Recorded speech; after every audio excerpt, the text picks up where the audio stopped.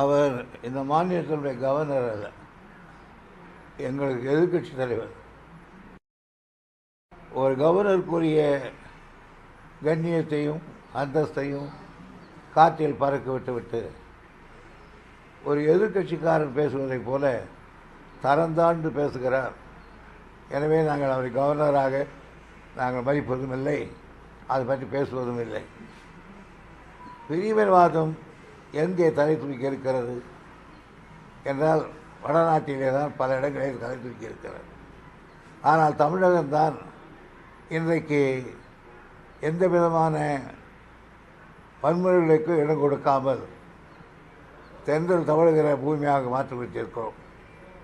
ஆகவே கவர்னருக்கு ஒரு இது தவறாமல் எங்கள் மீது ஏதாவது பழி சொல்ல வேண்டும் என்று நினைக்கிறார். இந்த மாதிரி சொன்னவர்கள் ஏராளமானவர்களை நாங்கள் பார்த்திருக்கிறோம். எனவே அதை நாங்கள் அந்த அந்த அந்த ஸ்டேட்மெண்ட்டை நான் புறக்கணிக்கிறேன். கரூர் சம்பவம் பார்த்துருப்பீங்க. ஒரு கட்சியோட கூட்டத்தில் 41 பேர் உயிரிழந்தது. நேற்றுக்கு நீதிமன்றங்கள் கடுமையான கண்டனத்தை தெரிவிச்சிருந்தாங்க அந்த கட்சிக்கு. அதை எப்படி எடுத்துக்கிறது நீதிமன்றம்? நீதிமன்றம் என்பது நீதி சொல்வதற்காக இருக்கிறது. அதில் 2 பக்கம் வாதாட்டாங்க. கடைசியாக நீதிபதிகள் கொஞ்சம் கடுமையான வைத்திருக்கிறார்கள். அப்படியானால் இதில் நீதியும் இருக்கிறது, இரக்கமும் இருக்கிறது, கோபம் இருக்கிறது, கடுமையும் இருக்கிறது. இதில் விஜய் அந்த கட்சியோட தலைவர் கைது செய்யப்படணுன்ற ஒரு கோரிக்கையும் முன்வைக்கப்படுது பொதுமக்கள் தரப்பில் இருந்து. நாங்கள் யாரையும் அனாவசியமாக தளபதி அரசு கைது செய்யாது. ஆனால் ஆதாரங்கள் இருந்து தவிர்க்க முடியாமல் இருந்தால் அப்பொழுது தன் கடமையை சர்க்கார் செய்யும். எனவே வீண் பயத்தோடு அவர்கள் பிரார்த்தி கொண்டிருக்க தேவையில்லை. இதில் விஜயோட வாகனத்தை பறிமுதல் செய்யவும் நீதிமன்றம் சொல்லியிருக்குது. அது எப்படி எடுத்துக்கிறதுங்க? அவங்களோட வாகனம் ஏன் கேள்வி கேட்டிருக்காங்க தமிழக அரசு, அன்னைக்கே ஏன் அந்த வாகனத்தை பறிமுதல் பண்ணல, வழக்கு பதிவு பண்ணலன்னு சொல்லிட்டு. அது தொடர்பான புலனாய்வுகளை அங்கே அதிகமாக நடத்தி கொண்டிருக்கிறார்கள்.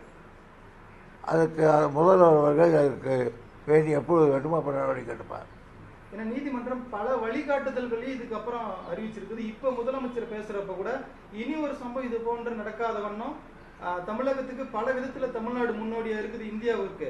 இந்த கூட்ட நெரிசல் சம்பவத்தில் இனி முன்னோடியாக இருக்குன்னு சொல்லியிருக்காரு. இந்த சம்பவம் மூலிமா மற்ற கட்சியினரும் நாமும் என்ன உணர வேண்டியது இருக்குங்க? கரூர் சம்பவம் தொடர்பாக என்ன ஷார்ட்டாக கிடக்குன்னு கரூர் சம்பவம் தொடர்பாக மற்ற கட்சிகள் உணர வேண்டியது என்னன்னு நினைக்கிறீங்க ஒரு சீனியர் பொலிட்டிஷியனா? கரூர் இஷ்யூ இருக்கு இல்லையா, நிறைய பேர் கூடி ஒரே இடத்துல 41 பேர் இறந்துட்டாங்கல்ல. இந்த சம்பவத்திலிருந்து எல்லா கட்சியுமே கத்துக்க வேண்டியது என்னன்றது ஒரு சீனியர் பொலிட்டிஷியன் என்ன நினைக்கிறீங்க? பொதுவாக எல்லா கட்சிகளும் அவர்களுக்கு எவ்வளவு கூட்டம் வரும் என்பது அவர்களுக்கு தெரியும். அந்த அந்த அளவுக்கு நாம் பேசுகிற இடம் அல்லது நிகழ்ச்சி நடத்துகிற இடம் போதுமானதா என்று அவர்கள் சொல்ல வேண்டும். ஆகையினால் தான் அதையும் சொல்கிறார்கள், இவ்வளோ கூட்டம் வருவதை எங்கேயாவது மைதானத்தை வைத்திருக்கலாம். அதனால் வேண்டுமென்றே நிகழ்த்து மக்கள் நெருக்கமாக இருக்கிற பாதையை வைத்துவிட்டு அதுக்கு மேலே அவர்களோட நெரிசல் ஏற்பட்டு அதனால் உயிர் இருக்கிற 41 பேர் சாகிற நிலை ஏற்பட்டிருக்கிறது. ஆகையினால் முதலில் அந்தந்த கட்சிகள் அவருடைய நிலைமைக்கேற்ப இடங்களை தேர்வு செய்ய வேண்டும். இது மாறுதல் தேவைப்படுதுங்களா ஐயா? கூட்டம் நடத்துறதுல மாற்றம் தேவைப்படுதுங்களா? அது குறித்து தான் என்ன செய்வது என்று நாங்களும் ஒரு கமிட்டி போடப்படுகிறோம். சர்க்கார் நீதிமன்றத்தை சொல்லி இருக்கிறார்கள். விரைவில் அது போட்டு எடுப்போம்.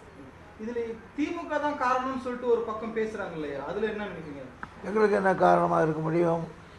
நாங்கள் போலீஸ் கோர்ஸ் இருக்கிறோம், லைசன்ஸ் கோர்ஸ் இருக்கோம், எப்படி எப்படி இருக்கணும்னு சொல்லியிருக்கோம். எவ்வளோ சீக்கிரம் கூட்டம் அதிகமாக இருக்கிறதால எப்படி நடந்து கொள்ள வேண்டும் என்று சொல்லியிருக்கோம். நாங்கள் அது மாதிரி எங்கள் மேலே குற்றம் சொல்கிறதுக்கு என்ன இருக்குது?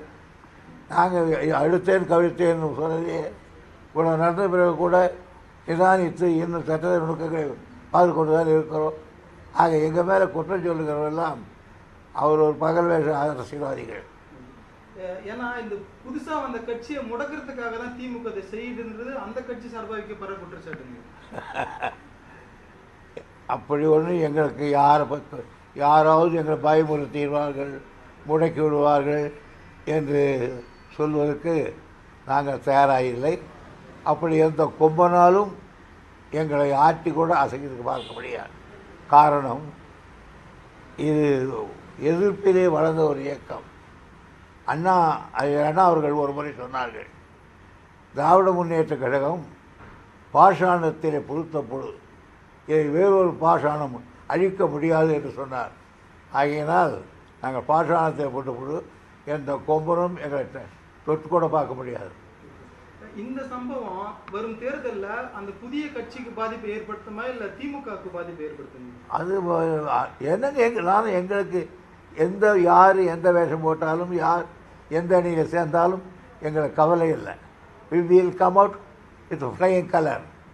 நாங்கள் வெற்றி பெற்று புகழ்ச்சியாக வருவோம். அதனால் அந்த கட்சியில் பதில் சொல்வதற்கு நான் தயாராக இல்லை.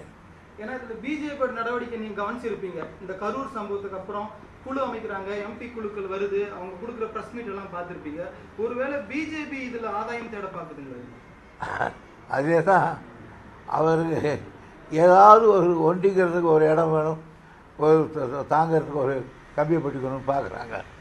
அதனால் யாருக்கு என்ன பண்ணாலும் ஓடி பார்ப்பாங்க பிஜேபி.